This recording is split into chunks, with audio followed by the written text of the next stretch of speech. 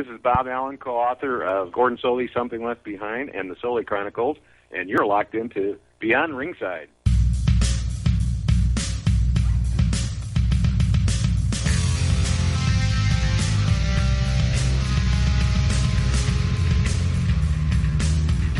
The ankle bone's connected to the shin bone.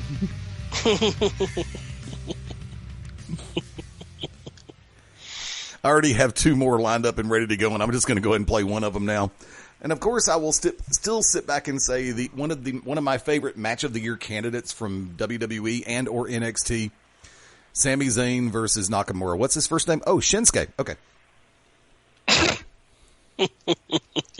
Well done, Edward. Well done. Thank you very much.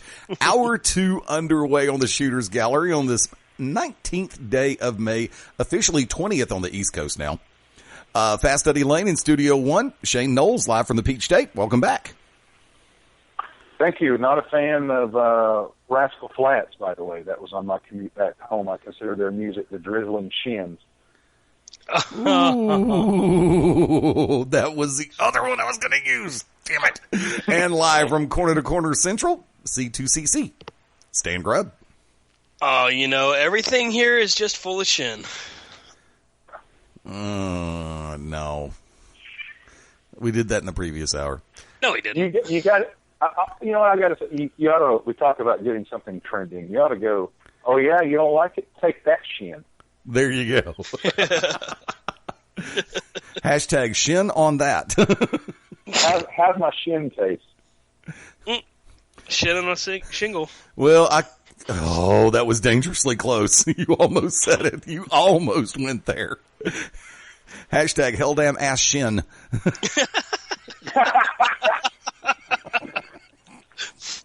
Same old shin, different day.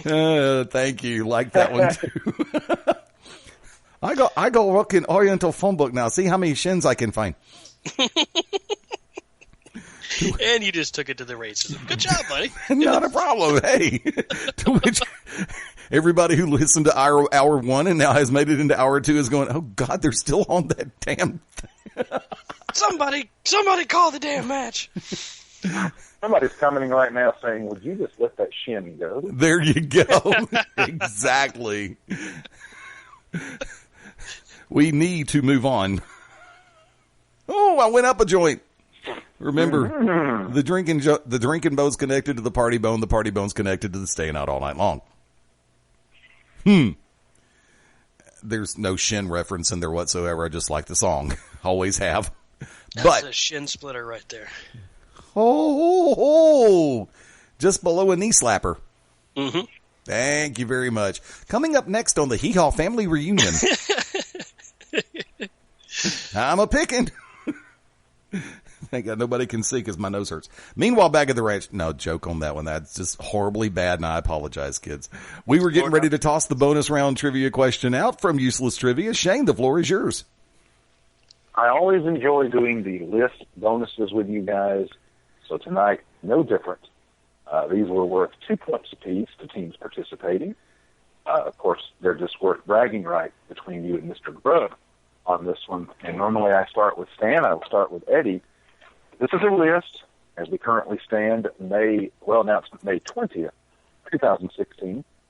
What are the top 15 best-selling video game franchises ever? And here's the clarifications on that, the stipulations. To be a franchise, there must be at least 3 games released in the series. Okay. This is also across video game consoles. This is not counting like PC or computer video games. This is everything starting back with ColecoVision and Atari all the way up to the PS4. I will say each one of these video game franchises currently has sold at least, make sure I had this number correct, 65 million copies. So I'll start with it. Grand Theft Auto. Grand Theft Auto comes in at number 5. Yes. Madden NFL. Madden NFL comes in at number 11. World of Warcraft. No, World of Warcraft, not on the list. Okay. Stan? Mario Brothers. Mario Brothers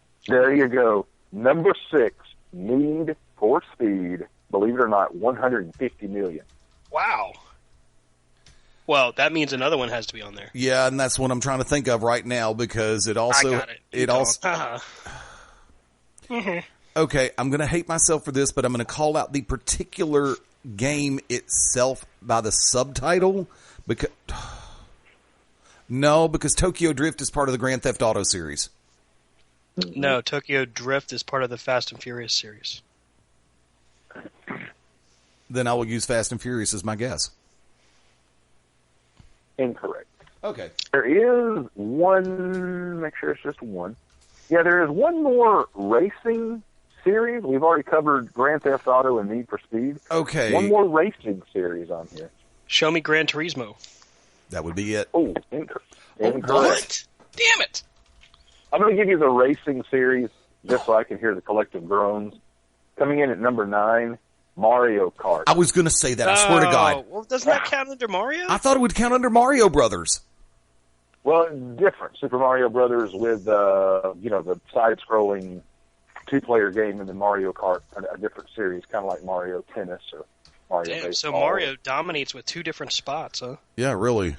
Wow.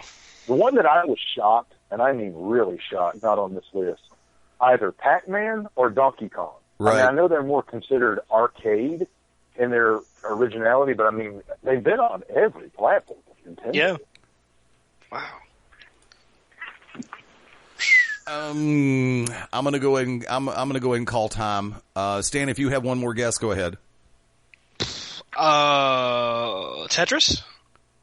Correct. That is the one from the Russian designer at number 2, 495 million. Tetris.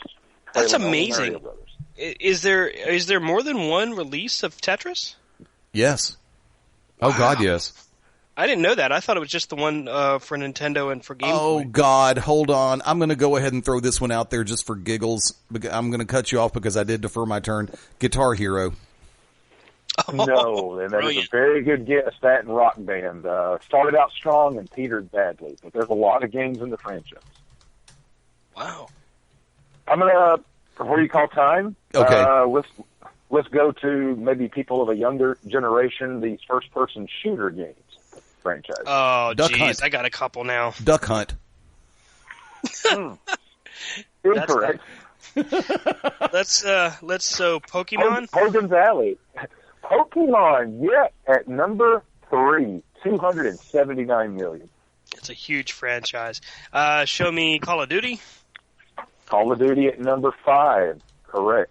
What website are you finding these on? I'm not. I'm a gamer. I don't have to find them. Some bitch. 250 million for Call of Duty at number 5, right ahead of Grand Theft Auto. And that still looking for. I think we've got a lot of the top 10: Super Mario Brothers, Tetris, Pokemon, Call of Duty, Grand Theft Auto, Need for Speed, Sonic the Hedgehog. We're still looking. We got Mario Kart at 9. We're still looking for 8, 10. We've gotten Madden. We're still looking for 8, 10, and 15. Wow. Excuse me, 8, 11. Excuse me, 8, 10, 11, 15. First-person shooters. Is there a lot of first-person shooters on this list? Oh God, yes. There should be 3. One more left. One more? Okay, I figured there'd be 3 more. See, I'm not a huge video gamer in this era right now. Back in days gone by, I was good, but by the same token, I just... What about 007? I really thought that would be on here, but their sales after GoldenEye just didn't hold up. No, they didn't. Dang. Right. I mean, you can call it a first-person shooter. It's considered a sci-fi video game series created by Bungie Studios. Oh. Bungie, damn it. Build a Playmate? 65 million. Halo. Yes, Halo. So we're still looking for number 14, number 11, and number 10. Number 10 is a sports franchise. Number 11 is like an RPG, as well as number... FIFA World Cup. FIFA World Cup. FIFA at number 10. You are correct. 100 million in sales. Elder Scrolls or Oblivion or Skyrim or. Stan's there's got one no, that you mentioned. You said it was in a series, but we didn't actually say it as an answer. One of the oldest RPGs, dating back to the regular Nintendo Entertainment System. Oh no, Ultima. Final Fantasy. Oh, no, well, he said that. said Final He already Fantasy. got credit for that one. Yeah, I already Well, got that. he was correcting you, saying a game was a part of that franchise and not another. Oh, okay. No, I said official Final answer, but I should give it. Yeah, that's right. All right, let's call time on it. What are the rest of them? Sure, number 12, the last one, 12 and 15, Assassin's Creed. Damn. Oh, okay. And number 15 at 66 million, Resident Evil. Didn't even think. Oh, I didn't even think of that either. I kept thinking movie franchise, but not video game franchise anymore. Okay. And I'm going to go ahead and shift us back over. Pick one. The Intercontinental title situation has made The Miz actually relevant? Or B, The Miz has helped to make the Intercontinental title even more relevant than it was. Shane, you're first. Both. I'll take that. It's kind of like pie and cake. I'll eat them both. I agree with both of that. Miz is not my favorite, but I think he just gets shin on way too much as a WWE universe. I mean, this guy headlined WrestleMania, the only WrestleMania I've attended in person. Now, the match itself wasn't that good. Right. John Cena with The Rock's involvement. But, I mean, to see a guy fall that far to where he's basically curtain jerking, and I'm like, he's still got a look. He's still good on the mic. Is he annoying? Sure, but that's the character. Sometimes it's go-away heat, I think, with the WWE Universe. But he can work in the ring. I've never doubted he can work. He's had some really good matches with guys like Mysterio and Ziggler over the years. But I think, bringing his real-life, flame back in Maurice, I mean, I think it's really... I, like a lot of people, groaned, and it was just because Zack Ryder's, 24 hours with a cool buzz was just ended the night after WrestleMania. But Right. I've enjoyed what they've done with Miz since then. They proved me wrong. And one thing I want to mention, too, and get off topic for 5 seconds, is some of these new people that are coming up from NXT or people debuting, and everybody's crapping on saying, oh, they'll never make it. Oh, my God, this is terrible. Need I remind you, kiddos, it was about a year ago at this time, the New Day, you couldn't find a less overact in the company. So just hang tight and be patient.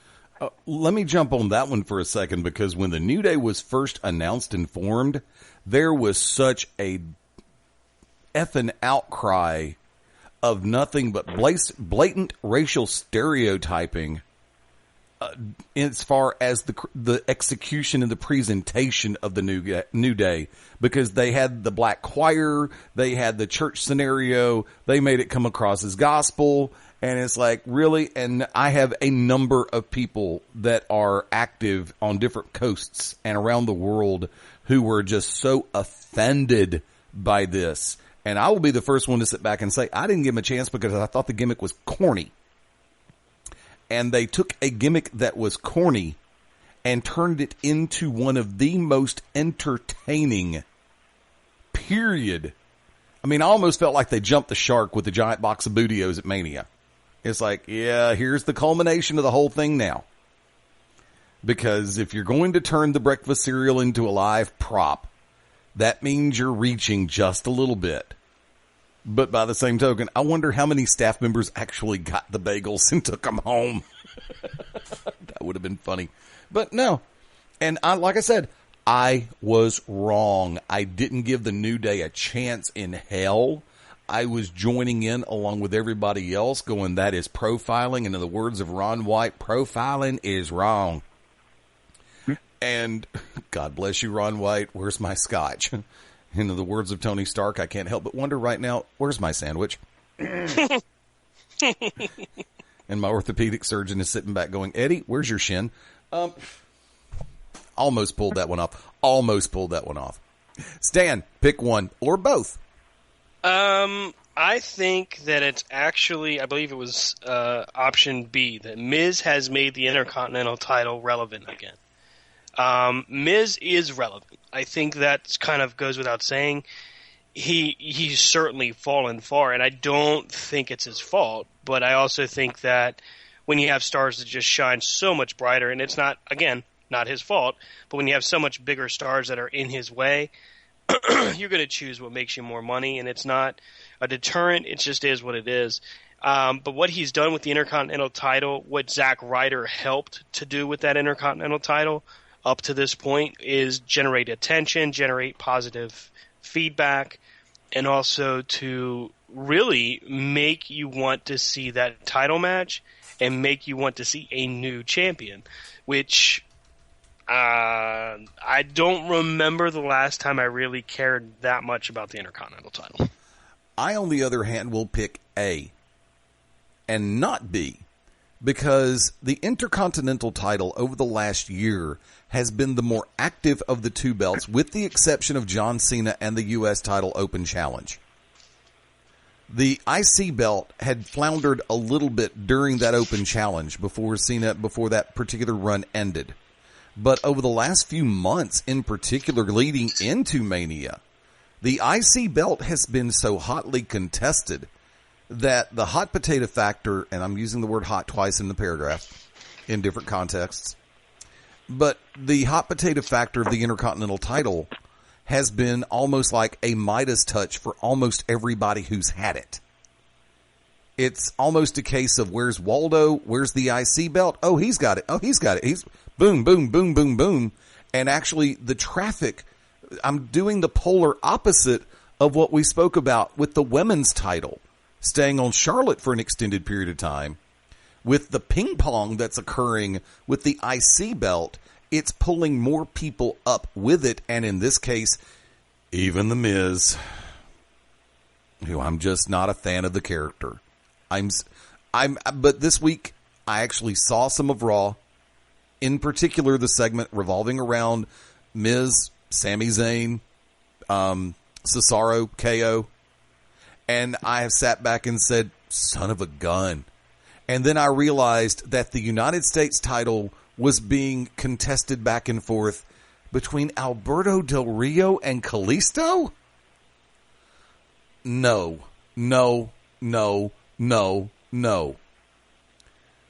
Alberto Del Rio with the United States title would have been a beautiful thing had they left him alone and kept Zeb Coulter.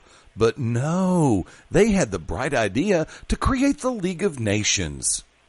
Screw up. Horribly bad screw up. And then now we've got the United States title, Kalisto and ADR? Really? Wow. If that's not enough to give Donald Trump lunch for a month, I don't know what the hell is. And yes, I meant that in the way it came out. I don't have a problem with that. By the same token, I'm even less of a fan of Del Rio than I was of The Miz. Alberto Del Rio to me is a one-trick pony. Always has been and probably always will be. The U.S. title is next to irrelevant right now, which Vince doesn't care because the U.S. title's not his. The U.S. title is a leftover from the WCW buyout. I almost said NWA. I'm so sorry. The U.S. title is a leftover.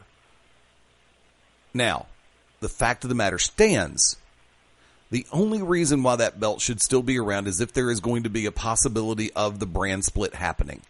You've got the press releases have been made. Oh, great. Why can't we have some kind of freaking spontaneity about this whole thing? Why can't we have a little bit of surprise left? The press release has been made. John Cena should be returning on this date. Hey, Seth Rollins has been approved. He's going to be coming back on this date. Randy Orton, we're still not quite sure about. Da-da-da-da-da-da. Can we just have a little spontaneity? Play the damn music? Oh my God, he's back. Can we not have this moment? But coming back over to the IC belt, I actually think that it's the title situation that has made The Miz actually relevant. Because that goes against what I normally say, and I'm waiting on Shane to call me out on this one, and thank you for letting me finish my rant. Sure. Because I always say that the champion has the obligation to elevate the championship.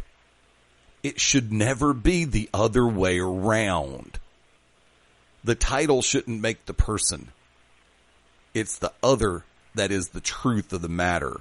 But in this case, because of the way things are going, centering around the IC title, I think that storyline has helped to bring The Miz up to a level where even the most hardcore Miz haters actually look at Miz and go, where the hell did he come from? Okay, fire away, Shane.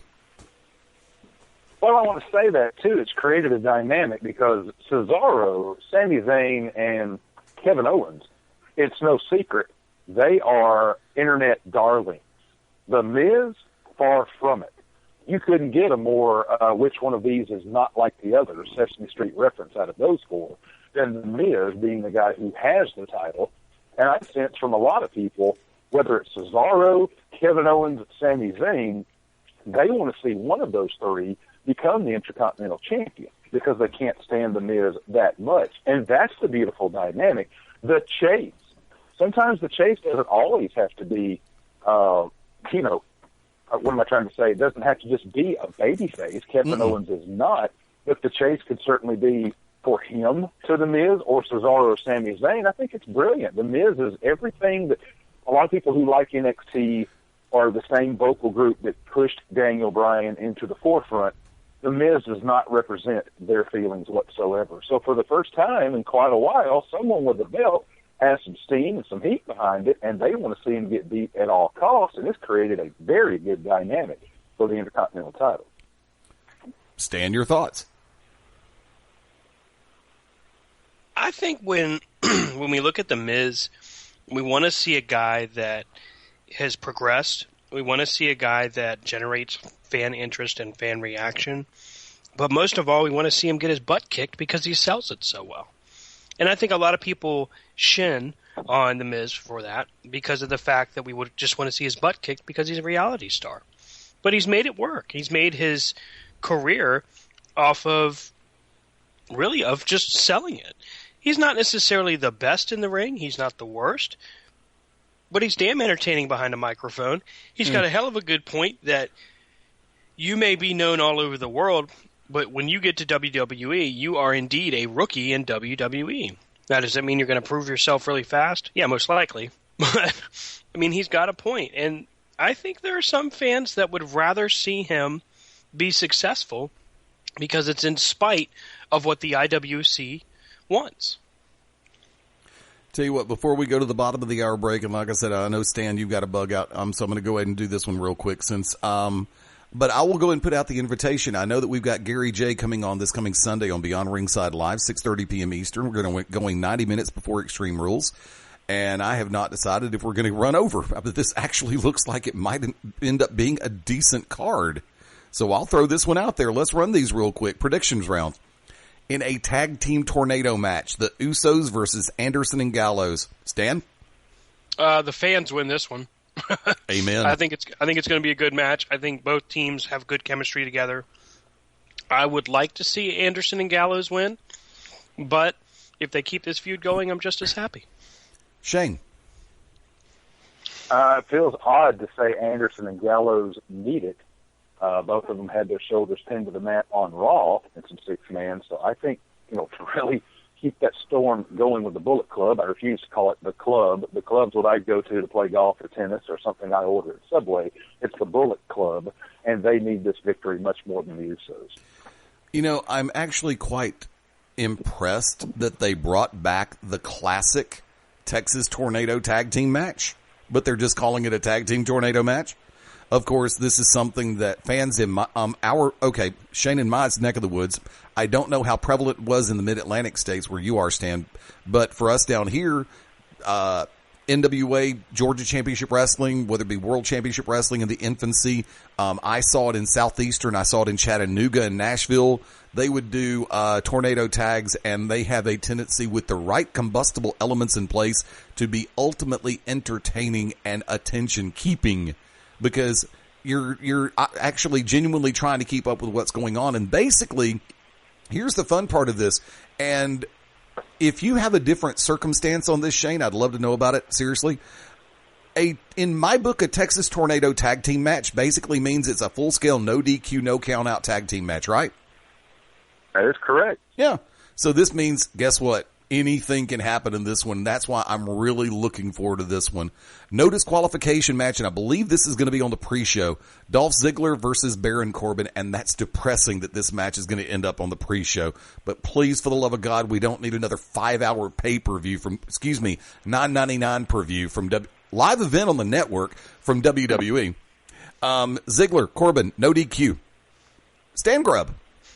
I'm going to say Corbin. I think Corbin closes out this feud and puts Dolph Ziggler one step below on the old ladder. Shane Knowles. Corbin definitely needs it. I'll say this. I'm the fan. He wins. If he doesn't and Ziggler wins this match, you talk about cutting some momentum off the Lone Wolf before it ever truly got started. Oh, for the record, I never did say Anderson and Gallows is my pick in the tag team match. I'm going with Corbin also. This is a very crucial moment for him. Just like this is really one of those where there's a lot of things on the line, and it ain't just gold. It ain't just wins and losses. Sorry, kids, I'm pulling it back. Momentum in this industry is everything. There are times when you can have a hiccup. There's times when you can't afford it. And by when I mean you can't afford it, I'm meaning the front office can't afford it. Because when an in-ring competitor, when an in-ring talent loses that momentum, trust me, it is damn hard to get it back. United States Championship match, Kalisto versus Rusev. Shane. Oh, my gosh. I didn't even know this match was taking place, so I'm shocked.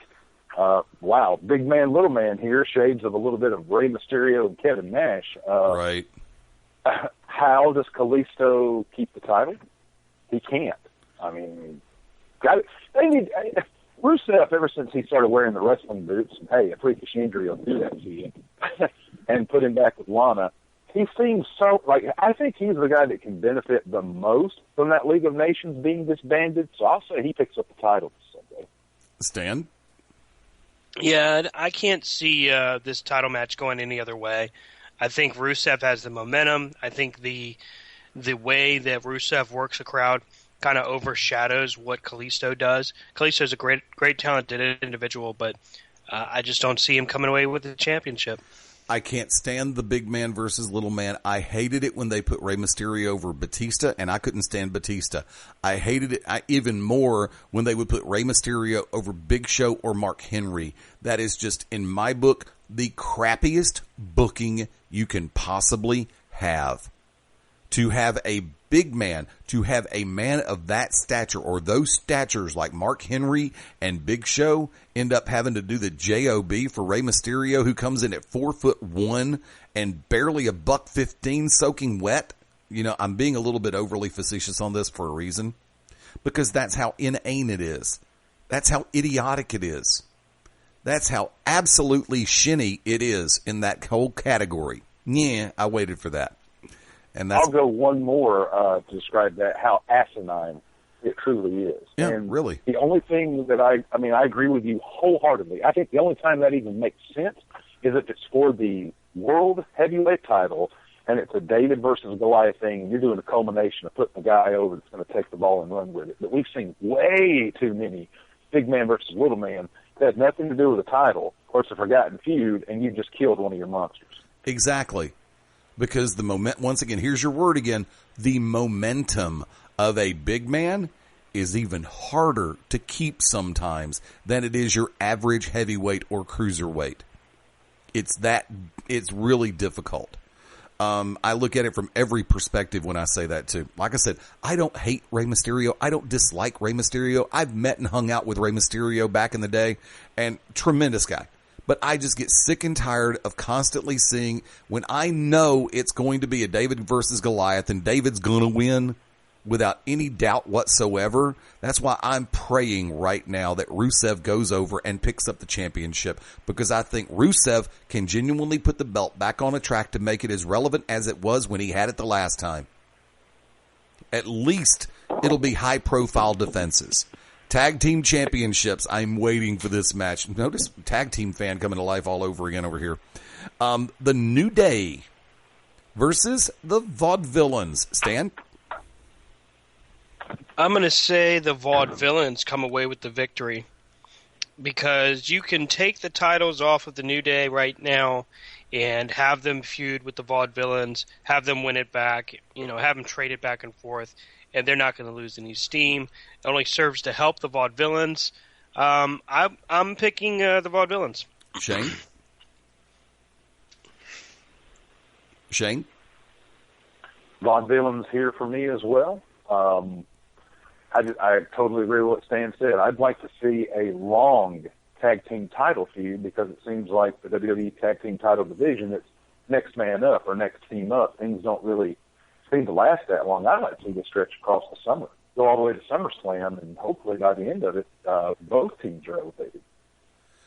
One of the funniest moments of the year on WWE programming was this past Monday night when the New Day unveiled their time machine, shades of the Doritos commercial, which somebody needs to pay the people at Doritos for stealing that idea right out from under them. It's a refrigerator box.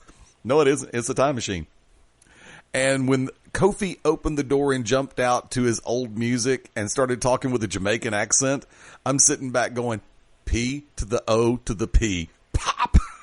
I was out of my chair applauding. He's like, I was popular back then. Hold on, I want to stay here. It's like, son of a gun, that was funny. If you haven't seen that segment yet, folks, go back and watch it. That part of it was genuinely entertaining. There's that word. Then they had to go into the blind side by the Vaudevillains and just totally take the steam out of the segment. I'm calling the Vaudevillains on this one. I do believe the tag team titles can have a shift on this one right now, and that a lot of people wouldn't see the Vaudevillains coming away with the belt, because a lot of people who think they have a clue, I'm going to go and throw this one out there. Sorry, folks. There are a lot of people who are knee-jerking this one, going, the Vaudevillains getting the titles right now is going to be a mistake. No, the hell, it won't. It will put the New Day, who are optimally babyface right now, back in, here's the repeat on the phrase, back in the chase. And we all know, legitimately speaking, from different perspectives, that it is a beautiful thing when the face is doing the chase around the place. Anybody want to disagree with that? Not at all.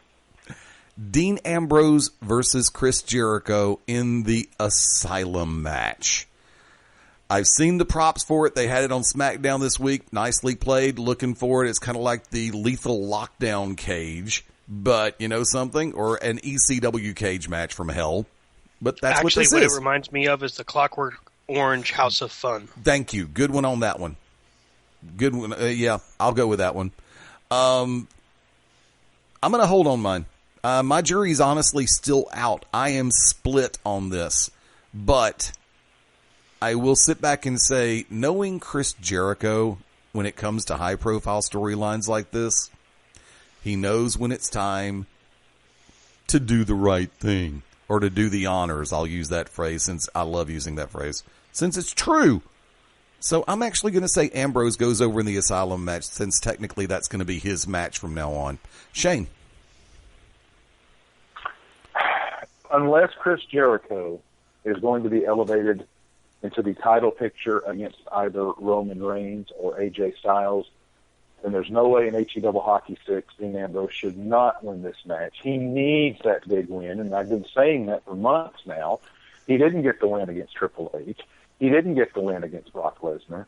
He needs this. Chris Jericho could lose this match and show up on Monday, and he could still be hated or loved at the flip of a switch. He's that good. I'm just afraid Ambrose, and I said this back in March, you can only beat him so many times. I mean, he can be the lunatic fringe, he can be wild, he can be nutty before people go, hey, who gives a shin? He keeps getting beat. Stan Grubb. I can't see Chris Jericho winning this match. Jericho is supposed to be done with his current run. This is supposed to be the end of it. So I'm going to imagine that Ambrose is going to beat the snot out of Jericho. And I'm actually thinking that Jericho will actually end up bleeding in this one. I was actually going to be my follow-up on that one because I'm willing to bet you that it takes Barbie to the shin. I'm calling the finish, kids. Take it home. It'd be great if he got color off of getting hit with Mitch. Mitch got his revenge. Yeah, I know. Is it bad when actually people are, when you got so many hundreds of thousands of people that are putting posts about Mitch as opposed to the show itself? And I was going to say, Jericho would take the opportunity for his fourth book release to say, yes, kids, I've been around the world in spandex. I'm also the only guy to color off a plant. You know what? I didn't job to Ambrose. I jobbed to Mitch. Look it up. Of course, if they could have made Mitch a cactus, they could have actually called him Bitchin' Mitch. Because who's going to argue with a prick like that? Hey! Hold on. Yeah, that was bad.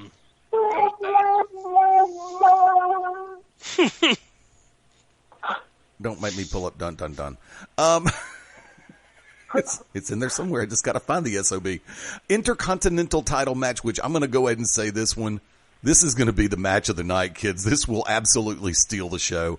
Miz, Owens, Cesaro, Zayn, Stan.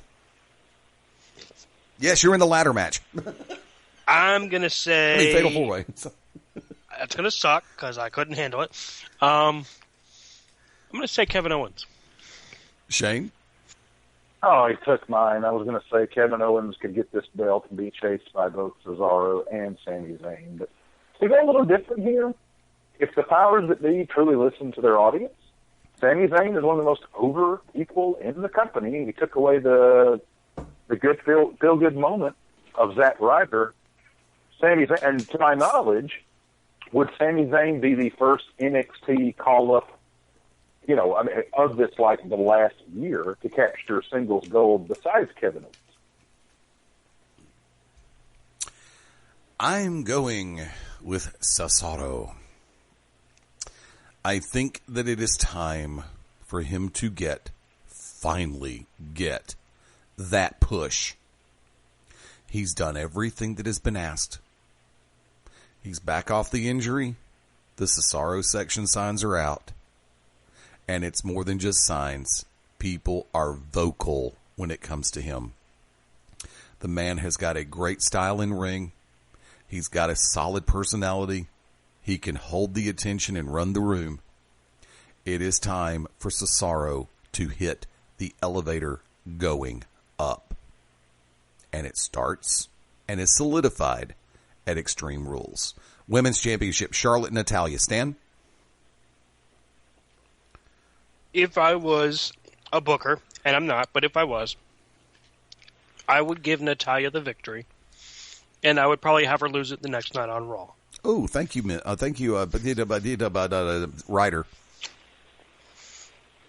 Bob Ryder or Zack Ryder? Zack Ryder. Oh, just checking.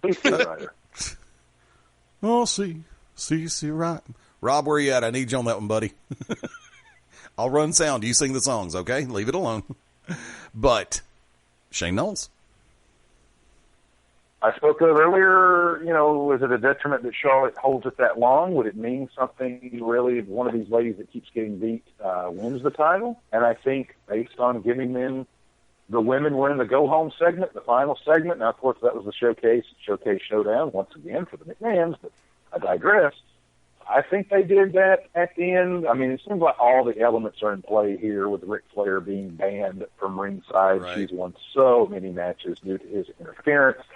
You could still go with Charlotte is that damn good. She can defeat Natalya without Rick, but what does that say about Natalya going forward? So I think with that go-home segment closing out before the pay-per-view Extreme Rules with no Flair or her father at ringside, I say Natalya captures the belt.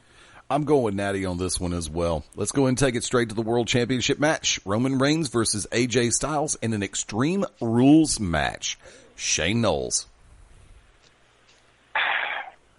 I've heard from a lot of people that say it's too soon for AJ Styles to win the WWE title.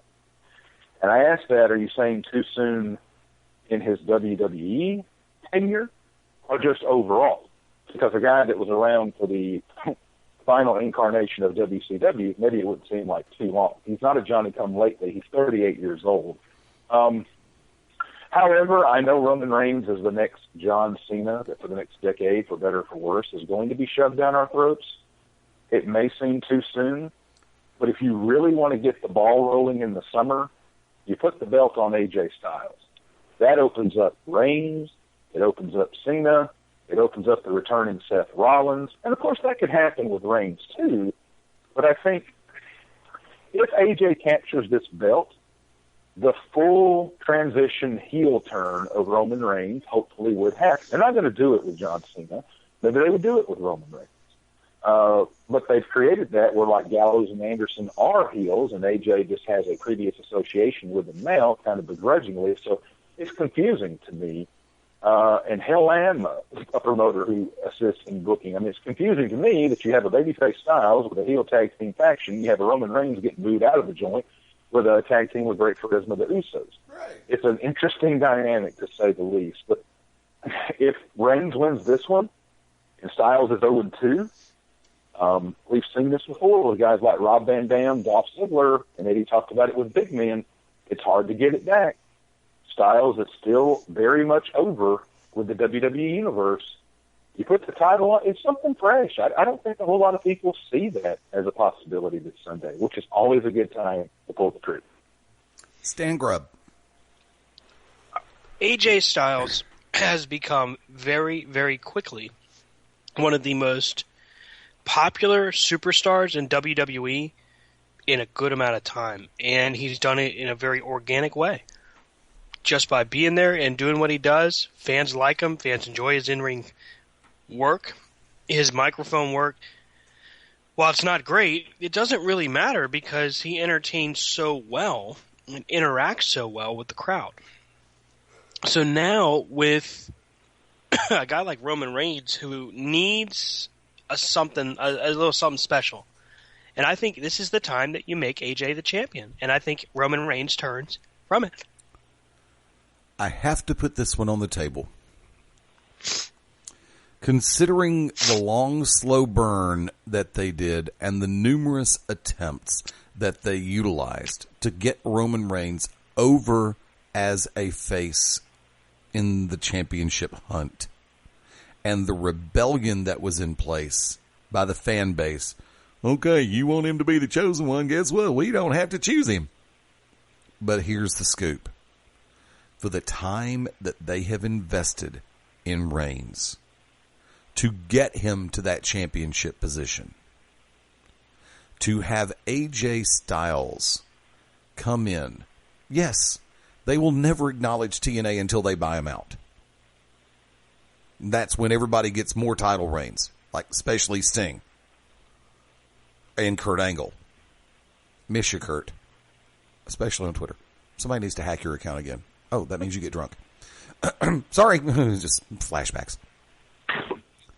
But from there, God, I've just got venom tonight. No. But the fact of the matter is, full of shin and vinegar. There you go. Oh, God. I'm going to go ahead and just, when I see you the first time, I am going to slap you in the Cobra Clutch, also called the Shin-Nomaki. Yeah.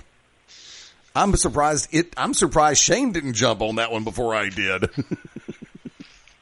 No, will you do it because you want to? The Shin-Nomaki. Will you do it because you want to do it, or will you do it just for shins and giggles? That's what she said. She had a knee fetish. Sweet shin music. Oh my God, I have to do this real quick. I was watching SportsCenter earlier this morning, and I cannot remember the exact subject matter of which they were speaking, but actually the person on SportsCenter did call it, said ever since they assembled the HBK lineup. And then they did use the word sweet chin music during the description. I'm sitting back going, well, who the hell wrote that segment? I want to shake their hands and kick them in the shins. John Coachman? Probably. Either that or, remember, Grisham's up there too. Grisham's in Bristol. I forgot about that. Yeah, Todd Grisham. And both he and Coachman are just stellar on SportsCenter and all the different stuff they're doing. But to come back to it, my question is, and this is going to be a rhetorical for right now because we're up against the top of the hour legit. And if they put the belt on Styles now, you can't call Styles an internet darling. Sorry, folks, I ain't giving him that. He has proven his mettle, period. I mean, you can be big all over the internet all you want to. We're talking about a former New Japan Pro Wrestling champion and as well as an Impact TNA champion. This man's got the credibility. But if you put the belt on him at Extreme Rules, does that genuinely take away and destroy 18 months of what they've tried to do to get Roman Reigns in position? I say strong possibility of yes. And to that I say Styles can't win the title this Sunday. They can find a way to make it work. Trust me, you can have a no finish on this. Both men unable to continue.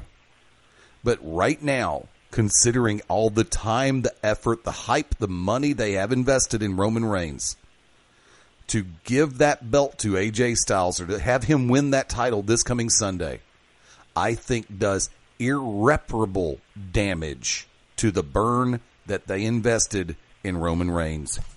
And that's legit on that one. I would love to see Styles take home the title. Just as much as, almost as much as I would have loved to see Sting take home the championship one time. For one night only even. But to do that now, this close, remember, we're still less technically than 60 days out of Mania. So that's going to be a lot of kicks that I don't think that they can absorb on that one. Stan, I know you've got to run. Go and throw shameless plugs out there, buddy.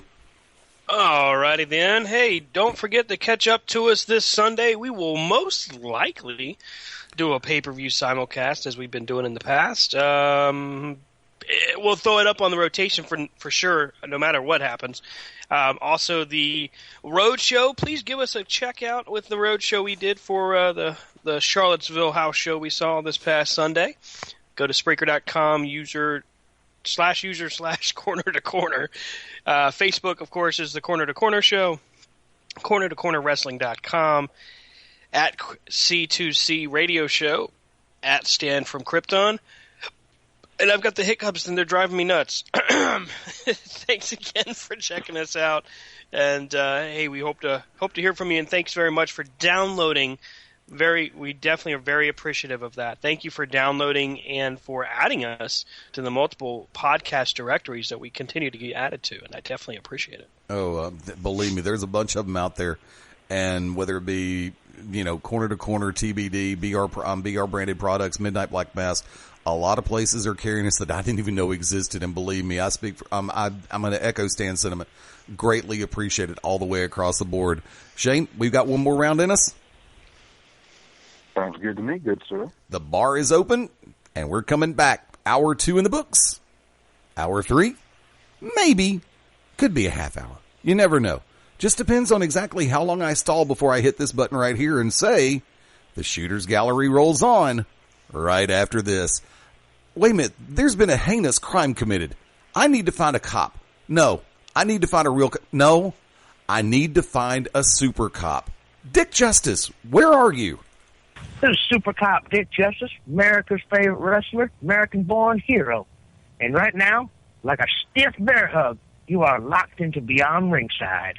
Howdy, friends. This is the Magic City Motor Mouth, Fast Eddie Lane, with your invitation to join yours truly, along with Mark Mabo Bowman and the Oracle of Ominous, the Wicked Nemesis, every Sunday night, 6:30 p.m. Eastern, 3:30 p.m. Pacific, for Beyond Ringside Live. Wrestling, mixed martial arts, sports talk, and a whole lot more. Keep your eyes open on BeyondRingside.com for all of upcoming show information, and of course, catch us on social media as well. Until then, we'll see you this Sunday, 6:30 Eastern, for Beyond Ringside Live on the Beyond Ringside Radio Network. Hi, this is Shane Knowles of the Peachstate Wrestling Alliance, and right now you are locked and loaded listening live to Beyond Ringside. When planning your next party or special event, insist on the best. Full Range Entertainment is a professional entertainment company providing a full range of services. From professional disc jockeys and MCs to catering and photography, when the details of your special day must be perfect, call us first. Wedding receptions, corporate parties, school functions, birthday celebrations, and more.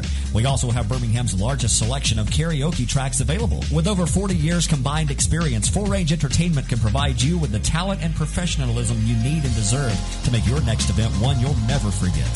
For more information on the full range of services we offer, call 533-HITS. That's 533-HITS. Or check us out on our website at fullrangeentertainment.com.